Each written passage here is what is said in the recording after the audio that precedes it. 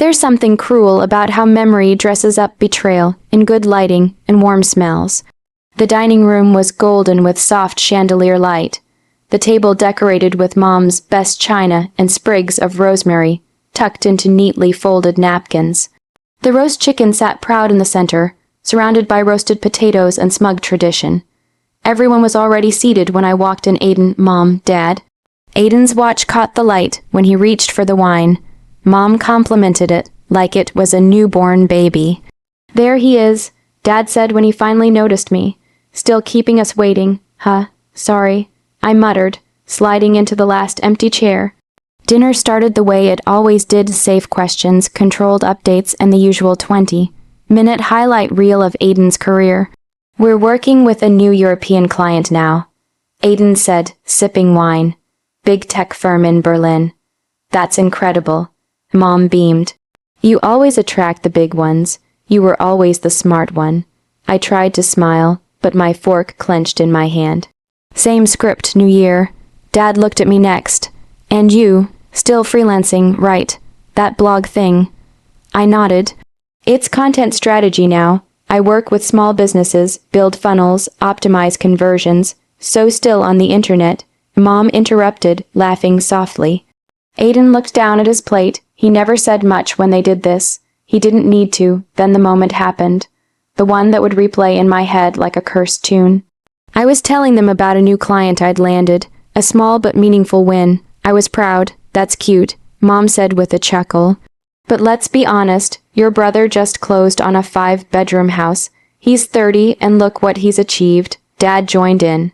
You should have gone into tech like Aiden. He knew what he was doing. Not like, he paused, gestured vaguely at me. Whatever you're still trying to figure out. Mom shook her head with a smirk and said it. You'll never own a house like your brother. The table burst into laughter like it was a harmless joke. But it sliced me open in all the old, familiar places. They didn't know I had just been rejected for a mortgage 2 weeks ago. They didn't know I was still losing sleep over rent. They didn't ask. My hands tightened under the table, nails pressing into my skin. I wanted to scream. I wanted to leave. But mostly, I wanted to become someone they couldn't ignore anymore. I looked around at them, my successful brother, my dismissive father, my sharp-tongued mother, and something shifted inside me. Not rage, not jealousy, fuel. It's strange how silence can scream at you. That night, my apartment was dim and half-warm. A cheap lamp glowed near the couch. The heater rattled like it was tired of trying, and my laptop blinked to life on the scratched IKEA desk I couldn't afford to replace. I sat down still wearing my jacket. I couldn't even bring myself to take off my shoes. I didn't cry. That made it worse. Instead, I sat still, watching the cursor blink on a blank screen, feeling like the universe had quietly stamped unimpressive across my forehead. They laughed, my own parents laughed like my life was a failed science project.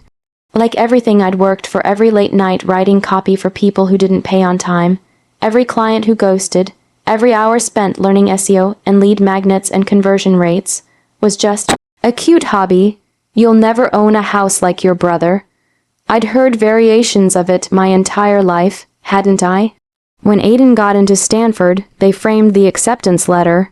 When I got into a state school with a partial scholarship, they said, that's still good, maybe you can transfer. When Aiden brought home trophies, they cleared the shelf. When I made music, wrote stories, built things, I was creative, as if it were a substitute for being successful. I pulled out a notebook and started writing, not plans, not a business strategy, just everything I was feeling. Every failure, every invisible effort, every moment I'd been overlooked at birthdays and holidays, every time I'd smiled through it. By the end of the night, one sentence kept coming back again and again.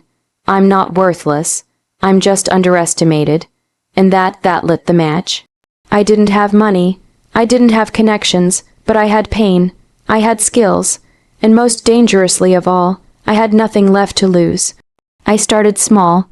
I picked up every freelance gig I could find, social media packages, blog posts, ghostwriting for entrepreneurs who liked to sound smart but couldn't write a sentence. I stopped apologizing for charging what I was worth. I turned down underpaying clients and started hunting the real ones, small business owners with real needs and no time.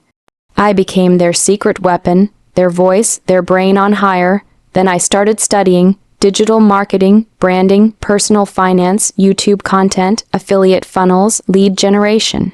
I built a small audience around transparent freelance life. No filters, no fake six-figure overnight BS. Just honesty, and people loved it. A tiny business grew out of it, then courses, then coaching, then licensing deals.